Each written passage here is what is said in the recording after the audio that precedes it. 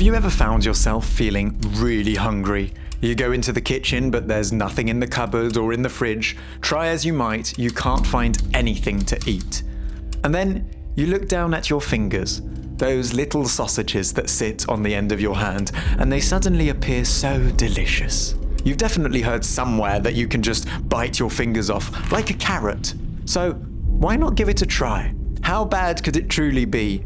You are really very hungry after all.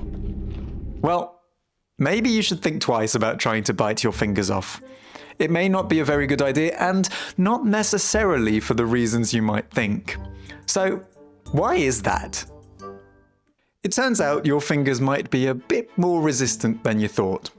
In fact, you might not even be physically capable of biting one of your fingers off in the first place.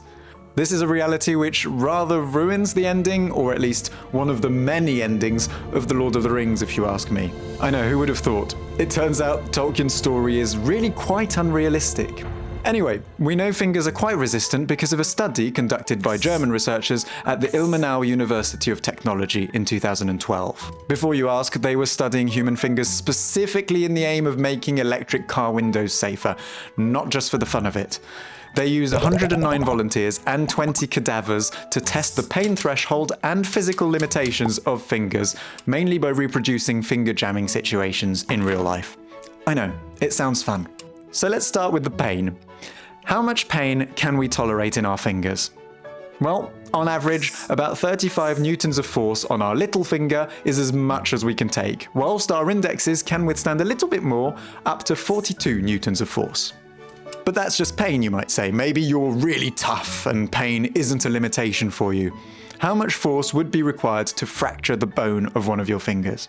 This is where the cadaver tests came in. Oddly, none of the 109 volunteers seemed willing to have their fingers broken for science. After applying a variety of forces to index fingers and little fingers of the left hand, they found that the average force required to fracture a human finger was, drumroll please, 1,485 newtons. So what does that mean? Well, firstly, that's over 35 times more force than our pain threshold can tolerate, which is quite a lot. And secondly, rather more importantly, it's more force than the human jaw can physically produce. See, the maximum biting force humans can exert with their molars is around 600 newtons, which, if you've been following, is less than half the amount of force required to break a finger bone. In fact, the force required isn't just out of our reach. 1,485 newtons is slightly more force than even a jaguar can produce in its bite. And all of this is only looking at the force required to break through bone. But as you're probably aware if you have fingers of your own, human fingers aren't just made of bone. They're also made of ligaments, tendons, and all sorts of other things. So no, you probably couldn't bite your own fingers off, and unless hobbit fingers are a lot more delicate than human ones, Gollum would not have been able to bite the ring off of Frodo's finger either. Not to mention the added fact that Gollum famously doesn't have that many teeth to begin with. We only have 9. Thank you for watching this episode of In a Nutshell. If you enjoy this format, subscribe and leave a like on this video. It means a lot to us.